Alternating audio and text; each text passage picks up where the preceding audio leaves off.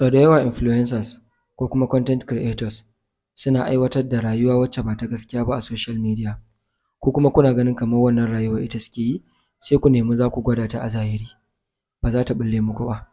Akwai mutane da yawa da suke nuna suna kashe kuɗi, musamman abin da ya shafi traders, cewa wannan kuɗin ne da suka samu a trading shi suke kashewa suna wani irin lifestyle.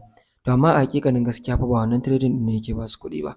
Abin da yake ba su kuɗi shine referrals da suke bayarwa zuwa amfani da wata manhaja, ko kuma influencing da suke yi suna promoting mutane, waɗannan abubuwan su ne suke ba su kuɗi. To kai kuma a matsayinka na wanda yake kwaikwayon su, idan ka ce za ka yi trading kuma ka yi almubazzaranci, ko kuma duk abin da ka ga sun shiga ka shiga, to babu shakka za ka kashe kanka. Haka kuma akwai rayuwar da ake ta social media wacce za ta nuna maka mutum yana da kuɗi, kuma ba wani abu yake yi ba, ka yi tunanin social media ce take ba shi kuɗi. Ba haka ba ne ba. Ba duk abin da za ka gani a social media ne za ka yarda da shi kai tsaye ba. Ka yi tunani kuma ka ci gaba da abin da kake a zahiri. Kar ka bar sana'arka don ka ga content creators suna samun kuɗi. Wallahi da yawa ba content ne yake ba su kuɗi ba.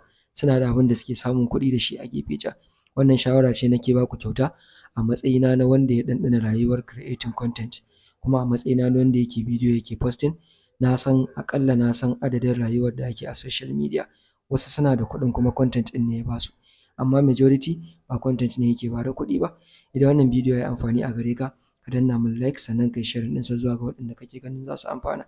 Idan wannan shine farkon zuwanka channel ɗinmu ko page ɗinmu, ka yi subscribing ko ka yi following ɗinmu, domin duk sanda muka ajiye sabon shiri ya sauka a cikin wayarka. Mun gode.